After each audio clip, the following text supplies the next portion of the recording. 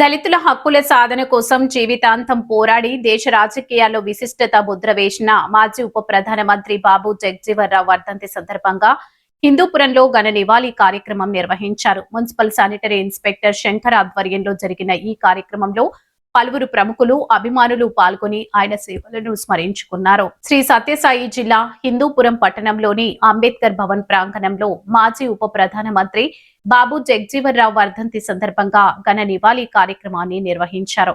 Municipal sanitary inspector Shankar ఆధ్వర్యంలో నిర్వహించిన ఈ కార్యక్రమంలో బాబు జగ్జీవన్రావు విగ్రహానికి పూలమాలలు వేసి నివాళులు అర్పించారు. అనంతరం ఆయన దేశానికి అందించిన సేవలను స్మరించుకుంటూ పలువురు ప్రసంగించారు. మున్సిపల్ శానిటరీ ఇన్స్పెక్టర్ శంకర్ మాట్లాడుతూ పేద దళిత కుటుంబంలో జన్మించిన బాబు జగ్జీవన్రావు తన జీవితాన్ని సామాజిక న్యాయం, సమానత్వం, అణగారిన వర్గాల అభ్యున్నతి కోసం అంకితం చేశారని పేర్కొన్నారు. దళితుల సాధికారత, విద్య, ఉపాధి అవకాశాల కల్పనలో ఆయన చేసిన కృషి చిరస్మరణీయమని కొనియాడారు. అత్యున్నత పదవులను అలంకరించినప్పటికీ సామాన్య ప్రజల సంక్షేమమే తన ధ్యేయంగా పనిచేసిన గొప్ప నాయకుడిగా బాబు జగ్జీవన్రావు చరిత్రలో చిరస్థాయిగా నిలిచారని తెలిపారు.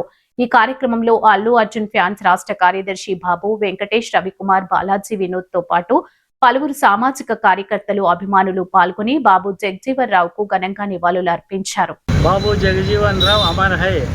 ఆయన ఉప ప్రధానమంత్రి, రక్షణ శాఖ మంత్రిగా కొనసాగిస్తూ ప్రజలు పేదవారి గురించి, అభ్యున్నతి కోసము, ఆడపడుచుల గురించి, జై కిసాన్ రైతు సోదరుల గురించి ఆనాడు కూడా ప్రభుత్వంతో కొట్లాడి అందరికీ సాధించిన వ్యక్తి, మహనీయుడు, అంత గొప్ప ధీరశాలి.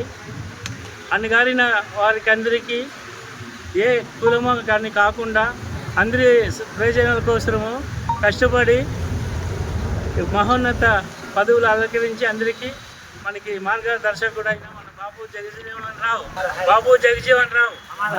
బాబు జగజీవన్రావు.